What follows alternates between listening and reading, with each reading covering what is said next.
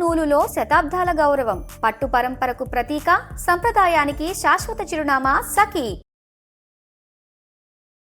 చూసి నేర్చుకోవాలి చాలా. మనకి భారతదేశం అంటేనే రామరాజ్యం అని మాట్లాడతాం కదండి. రాముడు అంటే ధర్మం గురించి ఎక్కడెక్కడ ప్రస్తావన వస్తుందో అక్కడ రాముడు ప్రస్తావన రావాల్సింది. రాముడు అని అంటే ధర్మం, ధర్మం అంటే రాముడు. వాళ్ళు ఆ రెండు సేమ్, ఇంకా వేరు వేరు కాదు, వేరు వేరు కాదు.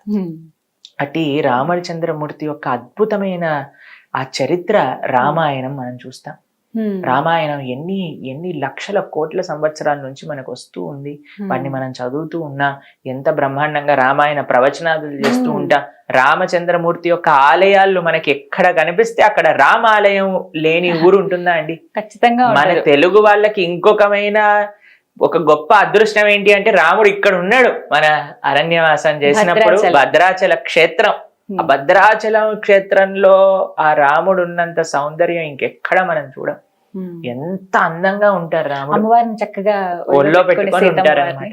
అది కూడా ఎంత చక్కటి రాముడు అని అంటే ఎంత గొప్ప రామ భక్తులు, రామదాసు లాంటి. ఈ మన రాష్ట్రం మొత్తం కూడా రామ భక్తితో నిజంగా చెప్పాలంటే నిండిన రాష్ట్రం అన్నమాట. కాబట్టి హిందువు అనంటే, సనాతన సాంప్రదాయము అనంటే రామకృష్ణాదులు మనకి చాలా ముఖ్యం. కానీ దురదృష్టవశాత్తు మనకి అటు రాముడు జన్మభూమి లేదు, ఇటు కృష్ణ జన్మభూమి కూడా ఆలయం లేకుండా అయిపోయింది. రాముడి యొక్క అయోధ్య గురించి మాట్లాడితే 1528వ సంవత్సరం జూన్ 6వ తారీఖున బాబర్ అనే ఎవరైతే ఆ ఎంపరర్ ఉన్నారో వాళ్ళ యొక్క జనరల్ 1,75,000 మంది హిందువుల్ని సంహరించి అక్కడుండే రామ మందిరాన్ని కూల్చేశారనమాట. అప్పటి నుంచి రాముడికి ఉండడానికి ఒక స్థలం కూడా లేదు. 500 సంవత్సరాలు ఇప్పటికీ గడిచిపోయింది. అయినా సరే సనాతన ధర్మానికి చెందిన ఈ దేశంలో, సనాతన ధర్మం పుట్టిన దేశంలో, సనాతన ధర్మం ఈ ప్రపంచాన్ని మొత్తం కూడా సనాతన ధర్మం వైపు తిరిగి సనాతన ధర్మంలో ఉండే రాముడి గురించి తెలుసుకొని, రాముడు మాకు ఆదర్శం, రామ భక్తి మాకు కావాలి, రామనామం కావాలి అని భారతదేశానికి వస్తే, భారతదేశానికి వచ్చి ఆశ్చర్యపోయే విషయం ఏంటి అంటే రాముడికి అక్కడ ఆలయం లేదు. రాముడికి గుడి లేదు, కృష్ణుడికి గుడి లేదు. కాశీలో విశ్వనాథుడికి ఆయన ఒరిజినల్ ఆలయం లేదు. అది మన భారతదేశ స్థితి. కానీ ఒక గొప్ప అదృష్టం, ఇన్ని సంవత్సరాల తర్వాత కదా తిరిగి గొప్ప మహానుభావుల యొక్క సంకల్పంతో మంచి రాజకీయ నాయకులు, ఒక విధంగా చెప్పాలి అని అంటే వాళ్ళ యొక్క సంకల్పం, వాళ్ళ యొక్క శక్తి, ప్రధానమంత్రి గారు, మిగతా వాళ్ళందరూ వాళ్ళు కష్టపడి ఎన్ని వేల సంవత్సరాల నుంచి రామ ఆరాధన జరుగుతున్న ఈ దేశంలో కొన్ని వందల సంవత్సరాల నుంచి అక్కడ రామ భక్తులందరికీ కూడా ఒకటి వాళ్ళ ప్రాణం అక్కడ రాముడు ఆలయంలోకి వెళ్ళాలి. ఇది రామ జన్మ యొక్క భూమి, ఆయన పుట్టిన ప్రదేశం ఇది, ఇక్కడ ఆయనకి ఆలయం ఉండింది, ఆయన ఆలయంలోకి ఆయనను పంపించండి. మా గురువు గారు 1971లో అయోధ్యకి వెళ్ళినప్పుడు అక్కడ ఆయన చెప్పారనమాట, మొత్తం మిలిటరీ వాళ్ళందరు నించొని మొత్తం ఐరన్ ఫెన్సింగ్ ఉండేదన్నమాట. ఎవరు లోపల పోనిచ్చే వాళ్ళు కాదు. అక్కడ బయట కూర్చొని సాధువులందరూ అఖండ హరినామ సంకీర్తన చేస్తూ ఉండేవారు అనమాట. రామనామ సంకీర్తన ఎందుకోసము అని అంటే, మా గురువు గారు వెళ్ళినప్పుడు ఆయనకు ఒక పాంప్లెట్ ఇచ్చారు, ఇక్కడ రామ మందిరం కట్టాలి, ఇక్కడ రాముడు మళ్ళీ ఆయన యొక్క ఆలయంలోకి వెళ్ళాలి, దీనికోసం విరాళ స్వీకరణ కోసం మేమందరం ఇక్కడ కూర్చొని ఈ అఖండ హరినామ స్మరణ చేస్తున్నాం. మా జీవితంలో ఒకటే ఆశయం ఏంటి అని అంటే ఇక్కడ రాముడు మళ్ళీ ఆలయంలోకి వెళ్ళాలి. 1971లో ఇచ్చిన ఆ పాంప్లెట్ ని మా గురువు గారు భద్రంగా ఉంచుకున్నారనమాట. ఇప్పటికి మొన్నే తీసి చూపించారు. ఈ పాంప్లెట్ నేను అక్కడికి వెళ్ళినప్పుడు నాకు ఇచ్చారు, ఇప్పుడు ఆ కోరిక నెరవేరుతుంది. ఎంత మంది అండి జీవితాన్ని త్యాగం చేయడానికి సిద్ధమైపోయారు. మా రాముడు అక్కడ ఉంటే చాలు, మాకు ఇంకే ఏమొద్దు. అలాంటి శుభతరుణం మనము ఉన్న సమయంలో మనం చూడబోతున్నాము అని అంటే ఎంత అదృష్టము అనేది, అంత అదృష్టం. ఇప్పుడు ఈ జనరేషన్ వాళ్ళకి నిజంగానే ఇది గొప్ప అదృష్టం. అందుకే మేము ఈసారి న్యూ ఇయర్ చెప్పడంలో చాలా ఆనందపడుతూ ఉన్నాం. నిజంగా కొత్త సంవత్సరం ఎందుకు మంచి అంటే అది సంవత్సరం. మంచి సంవత్సరం. ఎందుకంటే మన రామచంద్రుడు తిరిగి అయోధ్య నగరంలో తను పుట్టిన ప్రదేశంలోకి వెళ్తున్నారు. చాలా మంది ఆర్గ్యూ చేశారండి, ఎలా ప్రూవ్ చేస్తారు రాముడు ఇక్కడ పుట్టాడు అనే విషయం గురించి ఎలా తెలుస్తుంది అని అంటే మనకి తెలుస్తుంది. రామభద్రాచార్యులు అని చాలా గొప్ప జగద్గురువులు అన్నమాట. ఉత్తర భారతదేశంలో చిత్రకూటంలో వాళ్ళ పీఠం ఉంటుంది, తులసి పీఠం అని. ఆయన చిన్నప్పటి నుంచి ఆయనకి నేత్రములు కనిపించవు, అయినా సరే సుమారుగా 4 లక్షల శ్లోకములు కంఠస్థం ఆయనకి. అమ్మో, అంతగా జ్ఞాపకం. పురాణాలు, వేదాలు, శాస్త్రాలన్నీ కూడా 4 లక్షల పైగా శ్లోకాలు ఆయనకు వచ్చు. 15 మనకు కష్టం. అయితే మొత్తం గీత, మొత్తం తులసీదాస్ యొక్క రామాయణం, మొత్తం భాగవతం అన్ని ఆయన చూడకుండా చెప్పేస్తారని. అటువంటి ఆయన శాస్త్రాలలో నుంచి ప్రూవ్ చేశారు ఏది కరెక్ట్, రాముడు పుట్టిన ప్రదేశం ఇదే అని ఆ జడ్జి దగ్గర ప్రూవ్ చేశారనమాట. ఎంత మంది అండి అసలు రామ జన్మభూమి ఇది ధర్మం కోసం నించోవటం అంటే. కానీ ఈ మధ్యలో ఉండే జనాలండి ఏదో రియాలిటీ షోలో పార్టిసిపేట్ చేసిన వాళ్ళు వెనకాల పడి వెళ్ళిపోవటం, టీవీలలో సినిమాలలో చేసిన వాళ్ళ వెనకాల ఏం చేశారని, ఏం పిచ్చి పట్టిందని మనం వాళ్ళ వెనకాల తిరుగుతున్నాం అండి. వాళ్ళు సమాజానికి ఏదన్నా మంచి ఒక దారిని చూపించారా, 10 మందికి మంచి చేశారా? కానీ ఈ యువతరాన్ని చూస్తే మాకు అప్పుడప్పుడు బాధేస్తూ ఉంటుంది. అందరు అలా ఉన్నారని కాదండి, చాలా మంది దైవం గురించి ఆలోచిస్తున్న వాళ్ళు ఉన్నారు. ఈ రోజుల్లో మళ్ళీ ఆ అవేర్నెస్ కొంచెం పెరిగిందండి. తేవడానికే ప్రయత్నం అందరూ చెయ్యాలి. మనం ఈ కార్యక్రమాధ్యమంగా చేసేది కూడా అదే కదా. ఏదో ఒక విధంగా కొంతమందికైనా సరే. ఈ రోజు మమ్మల్ని ఒకళ్ళు అడిగారు, ప్రభుజీ కొన్ని చాలా లక్షల మంది చూడొచ్చు, కానీ కొన్ని ఏవి చూడకపోయినా సరే మీరు వెళ్తారా చెప్పడానికి అని అంటే నేను అన్నాను, ఒక్కళ్ళు మనస్ఫూర్తిగా నేను చెప్పే మాటలు విన్నా సరే మేము వెళ్తాం అక్కడికి. ఎంత ఉపయోగం అవి.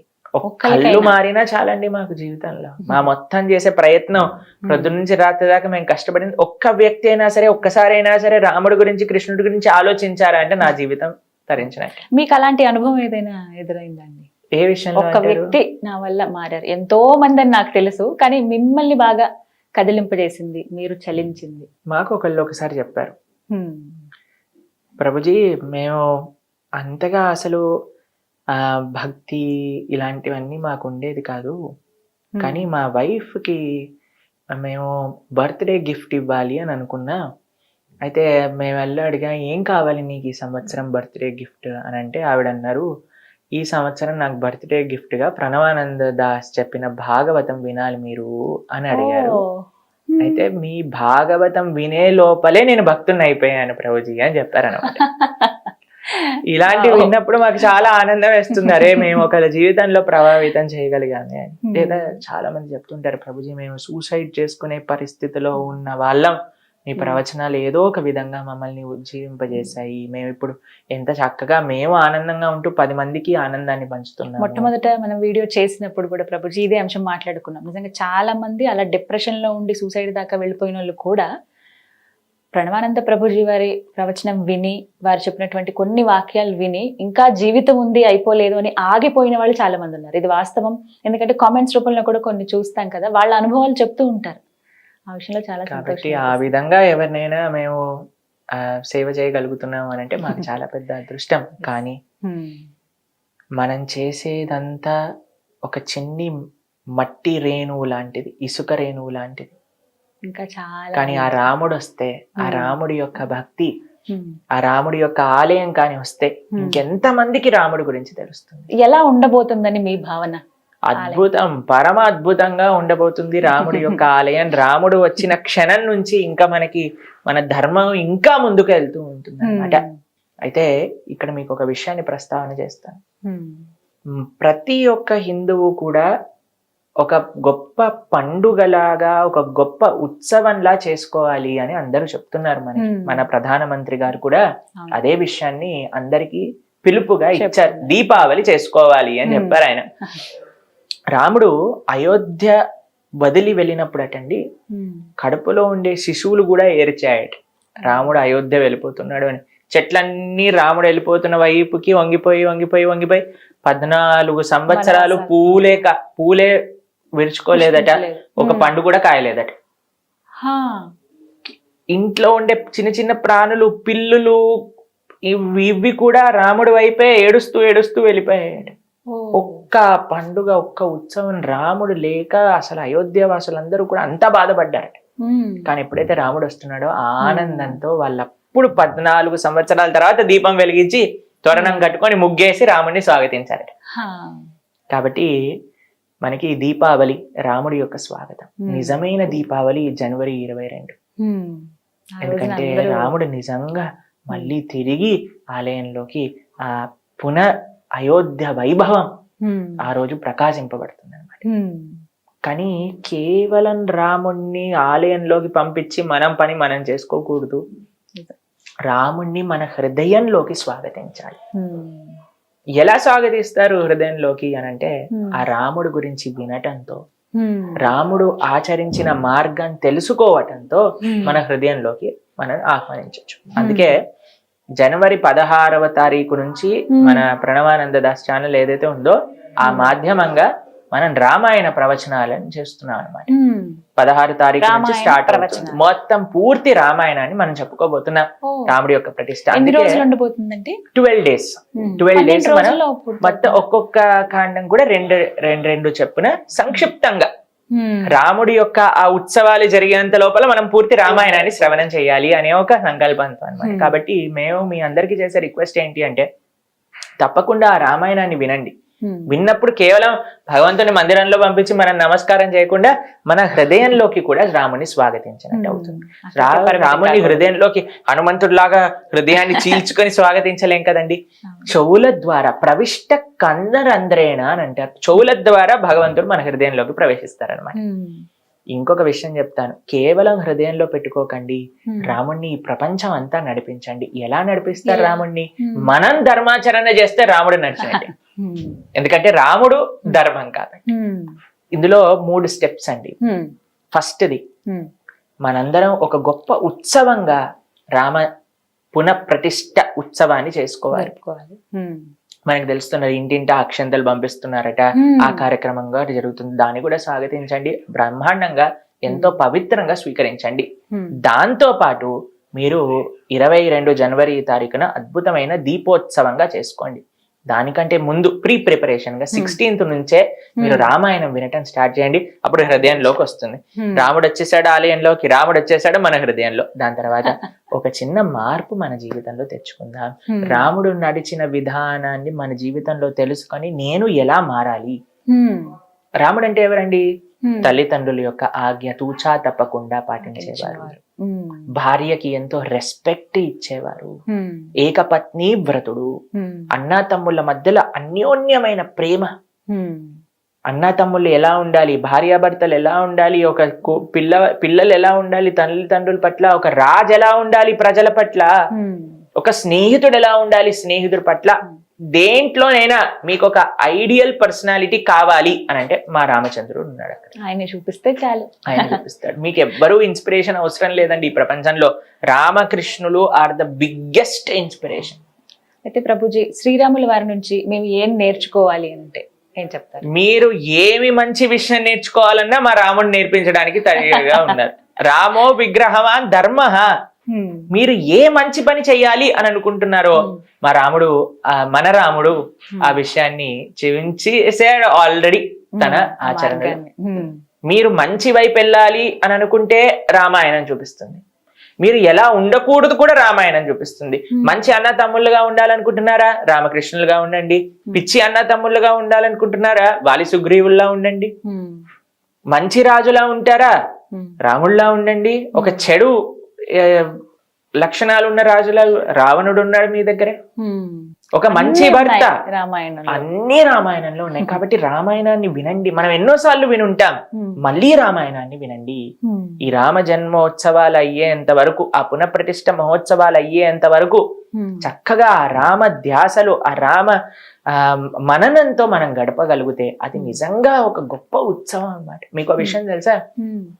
ఇంతకు ముందు పాత రామాయణం సీరియల్ వచ్చింది కదండి దూరదర్శన్ లో వచ్చినప్పుడు, ఎప్పుడైతే ఆ రామాయణం టెలికాస్ట్ అయిందో మన దేశంలో 70% క్రైమ్ రేట్ తక్కువ ఉండిందట. ఆ టెలికాస్ట్ అయినంత వరకు, ఎందుకంటే అందరిపైన అంత ప్రభావితం చేసింది. అది మాత్రం నిజమండి. ఇప్పటికీ కరోనా టైంలో మళ్ళీ రిలీజ్ చేసినట్టుగా, ఇప్పుడు మన సినిమా రిలీజ్ చేసినట్టుగా ఆ సీరియల్ ని మొత్తం ఆ భాగాన్ని అంతా కూడా మళ్ళీ టెలికాస్ట్ చేశారు, మళ్ళీ అంతే ఇదిగా చూశారు. అదే అంటున్నా. కాబట్టి ఒకటి ఏదైనా చూసాము అంటే మన జీవితంలో ఏదో ఒకటి నేర్చుకోవాలి, మంచి విషయం నేర్చుకోవాలి, పిచ్చి విషయం కాదు. ఏదో ఒకటి విన్నాము అని అంటే మంచి విషయం నేర్చుకోవాలి, పిచ్చి విషయాలు కాదు.